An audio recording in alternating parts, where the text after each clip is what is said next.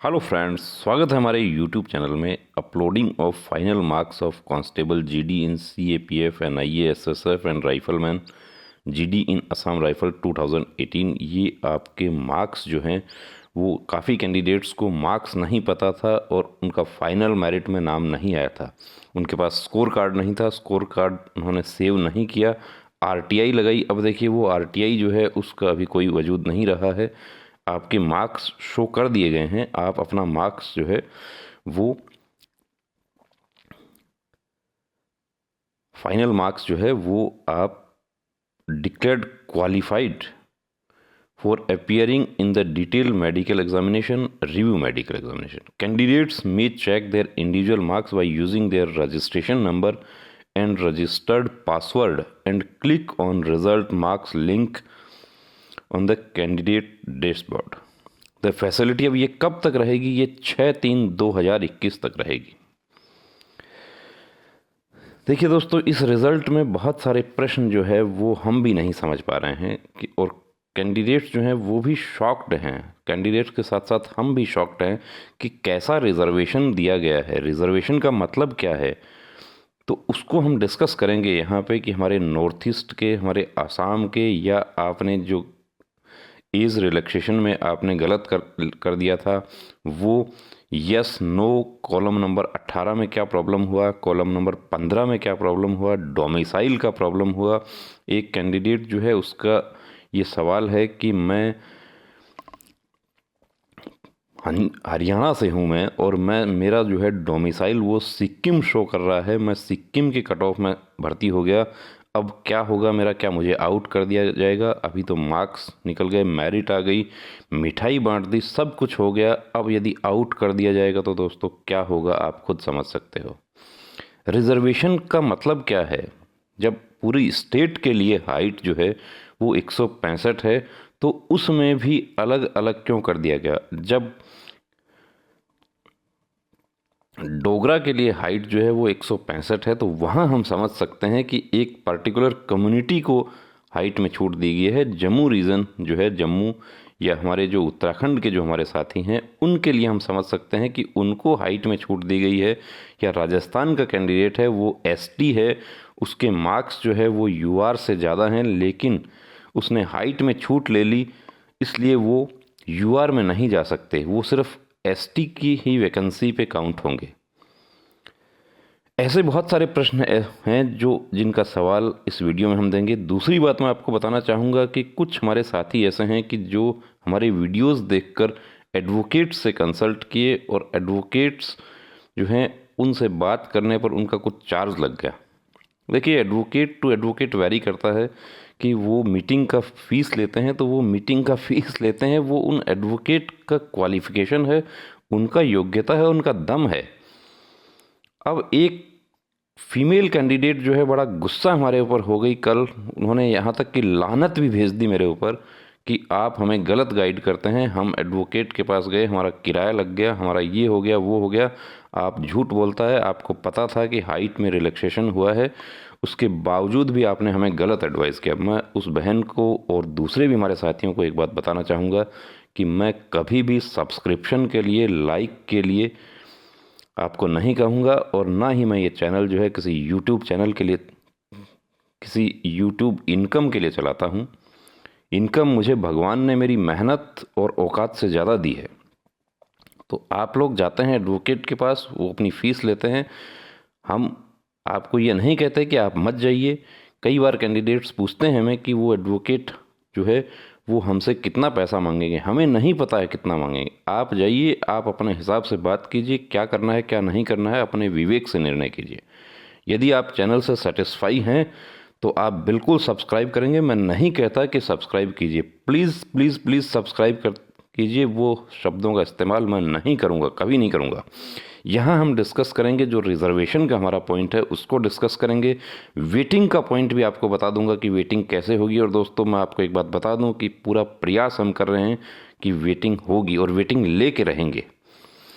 देखिए, यहाँ पर जो हमारा पॉइंट है ये आपके मार्क्स आ गए हैं। अब ये देखिए जो है, ये हमारा एक बिहार के कैंडिडेट हैं समस्तीपुर बॉर्डर डिस्ट्रिक्ट नहीं है, नक्सल डिस्ट्रिक्ट नहीं है। मार्क्स भी आप देख सकते हैं 72 है, किसी प्रकार का रिलैक्सेशन नहीं है, नो नो। अब क्या शॉकिंग क्या हुआ?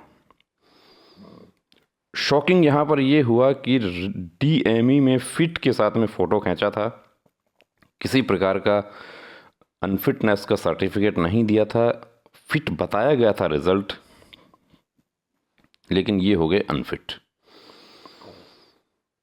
अब इसमें क्या एजेंट अनफिट करवा सकता है? बहुत सारे कैंडिडेट्स ने हमसे बात की थी उस समय कि सर हमको एजेंट जो है वो पैसा मांगता है और अब हम फिट हो गए, एजेंट को तो पता भी नहीं चला। अब यदि आपने पहले एजेंट से हाँ भरी थी तो आपका देखिए इसमें गलती आपकी है, क्यों आपने वचनबद्धता की किसी एजेंट से और फिर आप ये कह रहे हैं कि मैं अनफिट हो गया। अब इसके लिए क्या हो सकता है? अब इसके लिए ये पूछते हैं कि मेरा एसएसबी में मेडिकल हुआ था तो क्या मैं एसएसबी कैंप में जाऊं? देखिए कैंप में आपको अंदर नहीं घुसने देंगे, आपको गेट से भगा दिया जाएगा।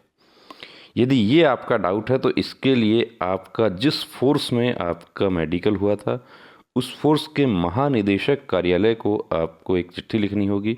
आप फ़ोन करेंगे, आपको कुछ नहीं होगा। यहाँ तक कि कैंडिडेट्स राहुल गांधी जी के ऑफिस में भी कॉल कर रहे हैं और बेवकूफ़ी की हद ये है कि फ़ोन करके कह रहे हैं कि क्या राहुल गांधी जी से बात हो सकती है, और जो जिसको कहते हैं कि वो विचार रखते हैं, भावना रखते हैं कि हम फौज में भर्ती हो जाएं। बेसिक कॉमन सेंस होना चाहिए कि क्या आप कॉल करेंगे, राहुल गांधी जी आपका कॉल अटेंड कर लेंगे?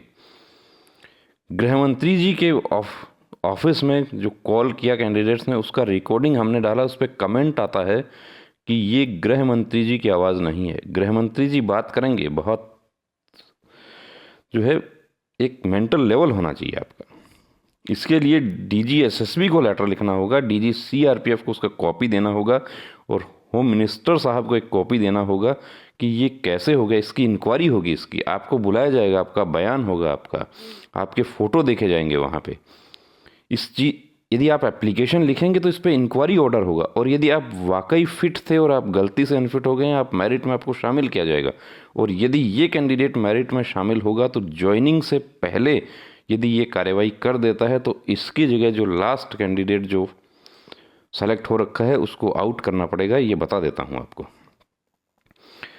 ये हम आपको दिखाते हैं कि एक आसाम के कैंडिडेट हैं एससी, डू नॉट प्रोड्यूस। क्या किया? आसाम एससी है, डू नॉट प्रोड्यूस, क्या 170 हाइट है, एनेक्सर 8 नहीं दिया था। अब ये देखिए यहाँ पे किस में ये रहे, यूआर में क्यों नहीं जा सकते? हाइट तो 170 है। अब इनका जो स्कोर कार्ड आया है उसमें यह है चेस्ट रिलैक्सेशन, यानी 79 की जगह यदि वो बोर्ड जो था वो भी इनकी हेल्प कर देता और 79 की जगह 80 लिख देता तो शायद ये जो है भर्ती हो जाते। अब आसाम का जो है चेस्ट वो कितना है वो भी आपको दिखा दूंगा। आसाम का हाइट कितना है, जब पूरी स्टेट के लिए हाइट और चेस्ट जो है वो, तो उसमें फिर यूआर और ओबीसी एससी एसटी की बात कहाँ से आ गई? ये पॉइंट जो है हम बात कर रहे हैं और ये बहुत बड़ा कानूनी पॉइंट है। ये इसको आप डिस्कस कीजिए, आप एडवोकेट के साथ में पूरा मीटिंग करके उनके साथ डिस्कस कीजिए। आप हमसे ही सारी जानकारी लेना चाहते हैं और वो भी व्हाट्सएप पर लेना चाहते हैं तो वो मुनासिब नहीं है हमारे लिए। देखिए general SC ST and OBC candidates except those mentioned below. अब ये जो है बात यहाँ पर बता दूं कि मेंशन्ड बिलो जो है इसका मतलब क्या है, आप खुद समझ सकते हैं कि जब पूरे देश में जनरल की हाइट 170 है और 157 है और आसाम का क्या हाइट है वो भी आपको बता देते हैं। दोज मेंशन्ड बिलो, तो इसका मतलब क्या हुआ आप खुद बात समझ सकते हैं। यहाँ पर देखिए स्टेट ऑफ आसाम, यहाँ पर कहते हैं कि the minimum height for the candidates falling in the categories of Garhwalis, Kumaonis, Dogras, Marathas and candidates belonging to the state of Assam, Himachal Pradesh and Jammu Kashmir. इसके अलावा जो है अब आसाम जो है, अब यहाँ पे देखिए त्रिपुरा का जो है हाइट वो भी हम बात करते हैं। त्रिपुरा का जो है हाइट वो 162.62 है। जब पूरे स्टेट के लिए हाइट 165 किया है तो उसमें फिर एससी एसटी ओबीसी वाली बात कहाँ से आ गई? अब इसमें एसटी यदि कोई कैंडिडेट होता है, उसका हाइट यदि 162 और 165 के बीच में है, तो हम समझ सकते हैं कि वो एसटी कैंडिडेट असम के जो हैं वो यूआर में नहीं जा सकते। देखिए, मेरा जो पॉइंट है वो कानूनी पॉइंट की मैं यहाँ पे बात कर रहा हूँ, और ये बिल्कुल वैध पॉइंट है। आप डिस्कस कीजिए अपने एडवोकेट के साथ में, इस पॉइंट को डिस्कस कीजिए, उनको समझ आ जाएगा। अब आपने मीटिंग कर लिया एडवोकेट के साथ में। अब ये त्रिपुरा की जो बहन है ये बड़ा गुस्सा हो गई। ये कल ऑपरेटर के ऊपर भी इन्होंने बड़ा आक्षेप किया कि तुम तो ऑपरेटर हो, तुम्हें कुछ पता नहीं है। देखिए, ऑपरेटर जो है वो रिप्लाई नहीं करता, रिप्लाई मैं खुद करवाता हूँ आपके। ऑपरेटर आपको वही रिप्लाई करेगा जो जनरल बातें हैं। अब ये कहते हैं कि आपको तो पता था कि हाइट का रिलैक्सेशन। अब बहन को मैं ये कहना चाहता हूँ कि जब पूरे त्रिपुरा के लिए हाइट जो है वो 152.5 है, तो 157 वाला नियम कैसे लगेगा यूआर के लिए, ये आप खुद समझ सकते हैं। क्योंकि वैकेंसी ऑल इंडिया नहीं है दोस्तों, वैकेंसी स्टेट वाइज है। त्रिपुरा की जो वैकेंसी है उस पर ये नियम ही अप्लाई होगा। General, UR, OBC, SC, ST, इसको आप चैलेंज कर सकते हैं। इसको आप एप्लीकेशन आप देंगे, तो अब आप किसको देंगे एप्लीकेशन? आप गृह मंत्री जी को आपका कॉपी जरूर जाना चाहिए, ताकि गृह मंत्रालय में इस बात पर विचार हो कि ये क्यों हुआ, कैसे हुआ, और ये रिवाइज होगा। ये बता देता हूं आपको, 100% ये रिवाइज होगा। तो नाराज नहीं होना है। उस बहन को मैं फिर अनुरोध करना चाहूँगा कि आपकी मैं तकलीफ़ समझ सकता हूँ, परेशानी समझ सकता हूँ कि आप लोग फ्रस्ट्रेट हैं, हताश हैं, लेकिन चैनल जो है उसमें इसकी कोई गलती नहीं है। यदि आपको कोई जानकारी चाहिए, आप कॉल पर बात कीजिए, हम बिल्कुल आपको सेटिस्फाई करेंगे। देखिए, अब ये जो है मैं आपको एक चीज़ बताना चाहूँगा यहाँ पे वेटिंग के बारे में, कि एसएससी वेटिंग लागू नहीं करेगी। आप लोग एसएससी को पार्टी मत बनाइए। आप लोग याचिका दाखिल कर रहे हैं, कोर्ट केस कर रहे हैं, आप एसएससी को कतई पार्टी मत बनाइए। आप एसएससी का कोई रोल नहीं है इसमें। वैकेंसी जब आती है उसमें लिखा है कि the commission does not have any role in deciding the number of vacancies of any user department. ये किसका है? ये कंबाइंड हायर सेकेंडरी लेवल जो है उसका है ये। Implementation of reservation policy, maintaining reservation roster and earmarking of vacancy for different categories are under the domain of concerned user departments। तो ये इसमें आपका जो रिजर्वेशन का जो है वो भी आपका यहाँ पे क्लियर हो जाता है। ये होम मिनिस्ट्री इसको क्लैरिफाई करेगी। आपका पत्र जो जाता है गृह मंत्री जी को या होम सेक को या डीजी सीआरपीएफ को आप पत्र भेजिए, और उसमें ये बात आप क्लैरिफाई करने की कोशिश कीजिए कि सर ये रिजर्वेशन किस तरीके से किया गया है। कि जब पूरे आसाम में हाइट 165 है, अब आसाम का कैंडिडेट जो है वो जनरल कैटेगरी में शामिल होने के लिए, तो उसको आसाम का कैंडिडेट भी वो होता है, तो उसका हाइट 170 होना चाहिए, उसका चेस्ट जो है 80 से 85 होना चाहिए। तो ये कैसे संभव होगा जब नॉर्थ ईस्ट में, पूरा इंडियन आर्मी में नॉर्थ ईस्ट के कैंडिडेट्स को, मराठास को, डोगरास को हाइट में छूट दी जाती है। तो ये गृह मंत्रालय ने कैसे ये विसंगति कर दी? कैसे पूरे नॉर्थ ईस्ट में हाइट जब 170, तो हाइट बहुत कम लोगों का होता है नॉर्थ ईस्ट में। तो इस पॉइंट ये है हमारा, इस पॉइंट को हमने डिस्कस किया और पहले दिन से आपको बता रहे हैं, लेकिन उसके बावजूद भी जब नहीं समझ आया तो ये अब ये एप्लीकेशन है। एप्लीकेशन जो हम नहीं लिखते हैं दोस्तों, एप्लीकेशन मैं आपको बता दूं, आप लोग हमसे कहते हैं कि आप हमें प्रोफॉर्मा दे दीजिए। प्रोफॉर्मा हमारे पास नहीं है किसी प्रकार का। एप्लीकेशन जो है वो ड्राफ्टिंग करने वाले लोग हैं, वो लिखते हैं, जो कोर्ट में काम करते हैं, जो एडवोकेट के ऑफिस में काम करते हैं, वो लोग आपके जो लीगल पॉइंट होते हैं वो उसका स्टडी करके कैंडिडेट टू कैंडिडेट वेरी करता है, वो एप्लीकेशन लिखते हैं।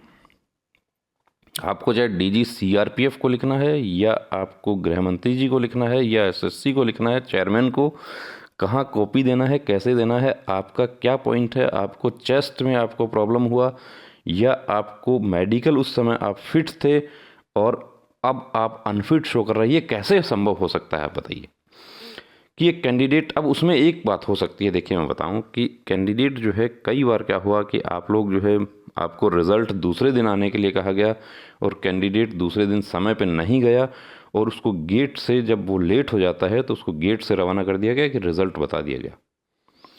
अब उसमें भी यदि आप अनफिट हैं तो आपके पास रिप्लाई आएगा। अब आप भटक रहे हैं, आप कह रहे हैं मैं केस कर दूंगा।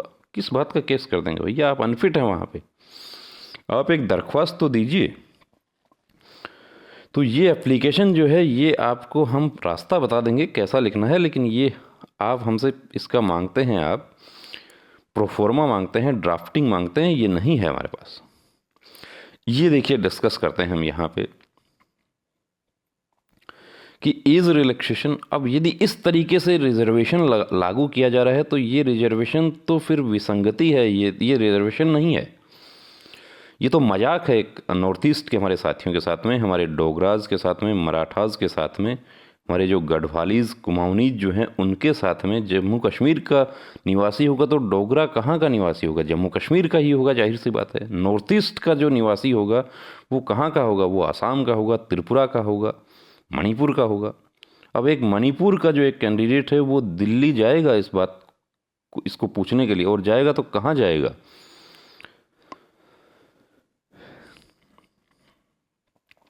जब वैकेंसी जो है स्टेट वाइज है, देखिए ये इसको चैलेंज हो सकता है। ये वैकेंसी जो है वो स्टेट वाइज है, डोमिसाइल वेरिफिकेशन जो है वो होगा।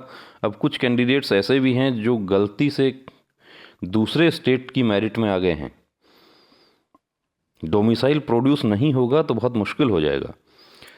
जब सिटीजनशिप, अब सिटीजनशिप की बात जब की जा रही है तो यहाँ पे कहा जा रहा है कि vacancies are state and UT wise. जब आसाम की वैकेंसी है तो उसमें जो जर्नल कैटेगरी जो है वो 170 वाली हाइट कैसे लागू हो सकती है, सीना 80 और 85 वाला कैसे लागू हो सकता है, जबकि पूरे आसाम के लिए सीना जो है वो उसमें छूट है। तो जर्नल, इसका मतलब तो जो है जर्नल, आसाम से जर्नल वही कैंडिडेट भर्ती हो सकता है जर्नल सीट पे जिसकी हाइट भी 170 है, सीना 80 से 85 है, जिसकी आयु जो है वो 23 से नीचे है। तो ये कैसे संभव होगा? नॉर्थ ईस्ट में, पूरे नॉर्थ ईस्ट में इंडियन आर्मी में जब छूट दी जा रही है, गोरखाज को छूट दी जा रही है, मराठाज को छूट दी जा रही है, तो ये कैसा रिजर्वेशन किया है ये? मराठाज का हमें समझ आ जाएगा कि मराठा जो है वो महाराष्ट्र के निवासी हैं, उनको छूट जो हाइट में दी गई है वो हमें समझ आ जाएगा कि उन्होंने हाइट में छूट ले ली, इसलिए उसको यूआर में नहीं लिया जा सकता। लेकिन आसाम, त्रिपुरा, मणिपुर, मिजोरम वाले जो हमारे साथी हैं उनके साथ ये कैसे हो सकता है जब उनके पूरे स्टेट के लिए जो हाइट है वो 170 सेंटीमीटर है?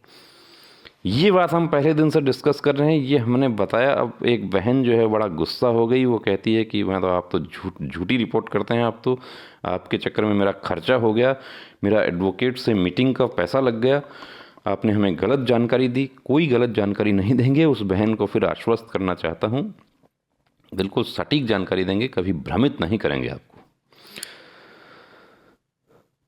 ये एज रिलैक्सेशन, अब कैंडिडेट एज रिलैक्सेशन जो है वो पूरे ऑल इंडिया में यही लागू हो रहा है, लेकिन जो आपका हाइट चेस्ट का जो है वो हमें समझ नहीं आ रहा है, और इसको हम पूरा स्टडी करके, एडवोकेट से डिस्कस करके, इसके बारे में रेवल सर से भी हमने बात की है, उन्होंने भी हमें बताया है कि सुप्रीम कोर्ट लेवल के जो और एडवोकेट्स हैं उनसे भी वो बात कर रहे हैं, और इस पॉइंट को हम जल्द ही हम डिस्कस करेंगे।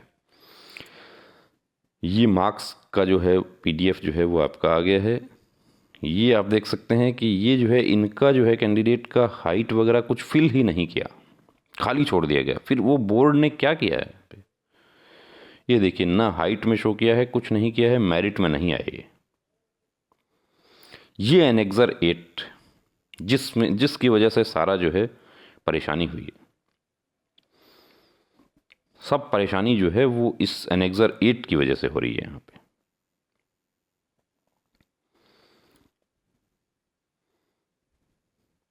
ये आप देख सकते हैं, ये कैंडिडेट अनफिट, जबकि ये कहते हैं कि मैं फिट था, मैंने रिजल्ट सुना है, मेरा फ़ोटो खींचा गया। यदि आपका फ़ोटो खींचा गया तो वो प्रूफ है, लेकिन अब आप एसएसबी सेंटर किशनगंज में जाएंगे तो आपका पैसा, समय और उम्मीदें तीनों जाया होंगी। इसका सबसे बेहतरीन तरीका है कि आप एप्लीकेशन भेजिए। कहाँ भेजिए? एक कॉपी जाएगा आपका डीजी सीआरपीएफ को, एक जाएगा गृह मंत्रालय को, और एक कॉपी आपकी जाएगी डीजी एसएसबी को। आप यदि लेटर लिखेंगे एसएसबी किशनगंज को तो वहाँ से आपके पास जवाब आएगा कि बोर्ड जा चुका है, अभी यहाँ पर बोर्ड नहीं है। मेडिकल बोर्ड यहाँ से जा चुके हैं। तो एप्लीकेशन का भी यदि पैसा आपका खर्च हो रहा है तो वो जायज़ लगना चाहिए। उसमें ऐसा हो कि आपको कुछ परिणाम मिले, आप ऐसा ही हवा में लठ नहीं घुमाना है, उससे कुछ नहीं मिलेगा दोस्तों। मुझे बड़ा अफसोस है कि यदि इस तरह की विसंगतियां हो रही हैं तो ये बहुत बड़ा खिलवाड़ हो रहा है। देखिए, पहले से ही आपकी भावनाएं जो है वो आहत हो रही हैं। आप लोग कहते हैं कि आप हमें गुमराह कर रहे हैं। हम कतई गुमराह नहीं करेंगे आपको, हम कोई गलत जानकारी नहीं देंगे, हम बिल्कुल सटीक जानकारी देंगे आपको। व्हाट्सएप आप बिल्कुल डिस्कस कीजिए, जितना चाहे आप डिस्कस कीजिए, बिल्कुल आपको रिप्लाई देंगे। आधी रात में भी, पूरी रात से जो है आपके व्हाट्सएप आ रहे थे, हम रिप्लाई कर रहे थे। लेकिन कॉल पर देखिए दोस्तों, कॉल आपके अनावश्यक अटेंड नहीं करूंगा, ये बता रहा हूं आपको।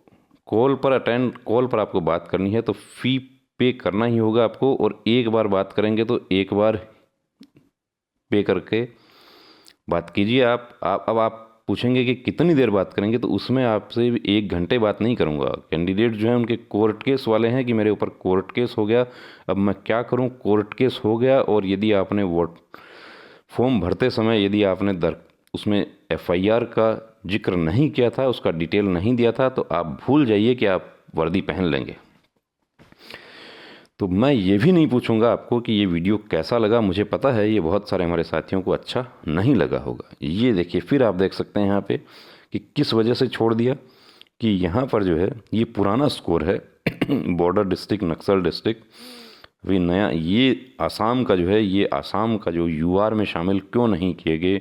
तो यदि इस तरीके से रिजर्वेशन दिया जा रहा है तो आसाम के नॉर्थ ईस्ट के हमारे साथी जो हैं वो तो फिर अगली एसएससी में आवेदन ना करें, क्योंकि नॉर्थ ईस्ट में तो हाइट ऑलरेडी छूट है। आईपीएस अफसर बनने के लिए नॉर्थ ईस्ट का जो है वो छूट है।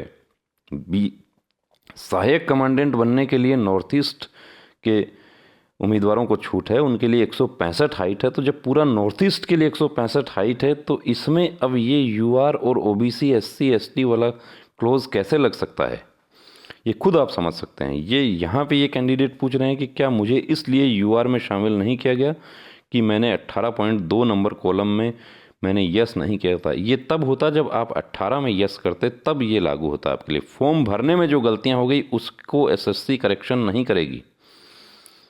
यदि आपको ये लगता है कि ये मेरा फॉर्म भरने में गलती हो गया, एक बार आप रिप्लाई मांगिए एसएससी से। एसएससी क्या रिप्लाई करती है उसके बाद आप चैलेंज कीजिए उसको। और ये फॉर्म फिल करने में आपने गलती की है तो ये आपकी गलती मानी जाएगी, ये कंप्यूटर ऑपरेटर गलती नहीं मानी जाएगी। कंप्यूटर ऑपरेटर की गलती प्रूव करने के लिए आपको रिट याचिका दाखिल करनी होगी। आपको कोर्ट में ये प्रूव करना होगा कि मैंने फॉर्म नहीं किया, मैं तो बहुत ही दूर दराज के नक्सल इलाके का निवासी हूँ, मुझे नहीं कंप्यूटर चलाना आता, मैंने कंप्यूटर ऑपरेटर ने जो फॉर्म फिल किया था उसकी वजह से ये मेरे साथ गलती हो गई। अब इसको करेक्शन करने का मौका दिया जाए मुझे। ये रिज़ल्ट जब आया था उसका है कि कैंडिडेट कहता है कि मुझे उस समय मुझे इसमें देखिए कुछ कैंडिडेट्स ऐसे हैं कि जिनको अभी यूआर में शामिल नहीं किया, लेकिन जब रिज़ल्ट आया था रिटर्न का उस समय उनको यूआर में शामिल कर रखा था। वो यूआर की कट ऑफ से उनके मार्क्स जो है वो ज़्यादा थे। तो दोस्तों ये जो है विसंगति, सबसे बड़ी विसंगति देखिए हमने स्टडी की है, आपके साथ शेयर किया, डिस्कस किया। अब यदि आपको इसमें कुछ जानना है व्हाट्सएप आप कीजिए, कोई प्रॉब्लम नहीं है। यदि आप कॉलिंग करते हैं, कॉलिंग फैसिलिटी भी आपके लिए अवेलेबल है, वो भी कर सकते हैं। अब बात ये आती है कि यदि नाइंसाफ़ी हुई है तो उसके लिए आपको लड़ना होगा, क्योंकि किसी भी जीत का पहला उसूल है कि लड़ाई की शुरुआत करना। आप बिना लड़ाई की शुरुआत किए आप जीत की उम्मीद रखते हैं तो वो छोड़ दीजिए। तो अब रुकना नहीं, अब थमना नहीं, अब ठानना है, वर्दी को हर हाल में पाना है। जय हिंद।